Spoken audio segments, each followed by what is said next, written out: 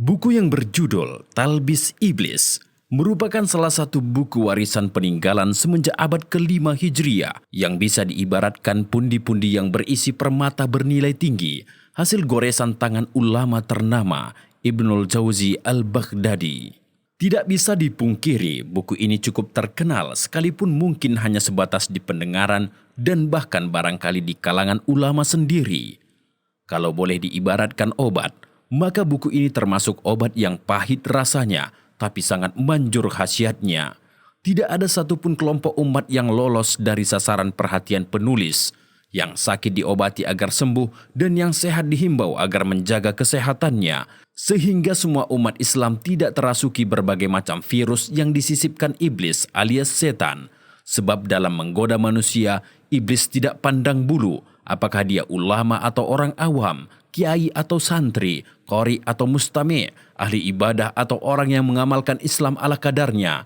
Inilah yang hendak ditekankan penulis, agar setiap muslim mawas diri dari perangkap setan dengan berbagai macam kiatnya. Buku ini sendiri berisi peperangan terhadap semua tradisi jahiliyah yang sudah ada sejak zaman dahulu, hingga yang muncul dengan pola baru pada zaman sekarang dan nanti, yang disponsori iblis dan setan terlaknat. Semua bentuk penyimpangan dari syariat Allah dikuakkan di sini, tidak hanya yang dilakukan orang-orang awam yang memang minim ilmunya, tapi juga yang dilakukan ulama dan ahli ibadah. Dengan kelihayan iblis, hampir tidak ada seorang pun yang lolos dari tipu dayanya, kecuali para rasul yang maksum.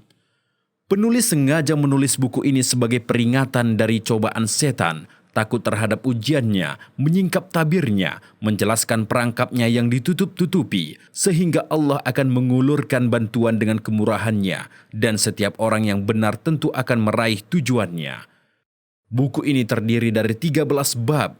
Uraian terpanjang terdapat pada bab ke-5 tentang tipu daya iblis dalam masalah akidah dan agama, dan bab ke-10 tentang tipu daya iblis terhadap aliran sufi. Adapun ke-13 bab yang terdapat di dalam buku ini adalah bab pertama, perintah mengikuti ahlus sunnah wal jamaah. Bab kedua, celaan terhadap bid'ah dan ahli bid'ah. Bab ketiga, mewaspadai talbis iblis. Bab keempat, pengertian talbis dan tipu daya. Bab kelima, talbis iblis dalam masalah keyakinan dan agama. Bab keenam, talbis iblis terhadap ulama dengan segala disiplin ilmunya. Bab 7, talbis iblis terhadap penguasa dan pejabat negara. Bab ke-8, talbis iblis terhadap ahli ibadah dengan segala jenis ibadahnya. Bab ke-9, talbis iblis terhadap ahli zuhud. Bab ke-10, talbis iblis terhadap sufi. Bab ke-11, talbis iblis terhadap orang-orang yang mengaku mendapat karomah dan wangsit. Bab ke-12, talbis iblis terhadap orang-orang awam. Bab ke-13, talbis iblis terhadap siapapun yang angan-angannya serba muluk-muluk. Syogianya, buku yang terkenal ini sudah Anda baca dan miliki. Namun jika belum, maka amat patut untuk Anda miliki dan baca.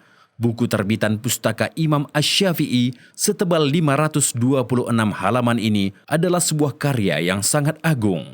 Semoga dengan membaca buku ini, kehidupan Anda akan semakin baik. Tentunya terhindar dari perangkap setan yang menjerumuskan.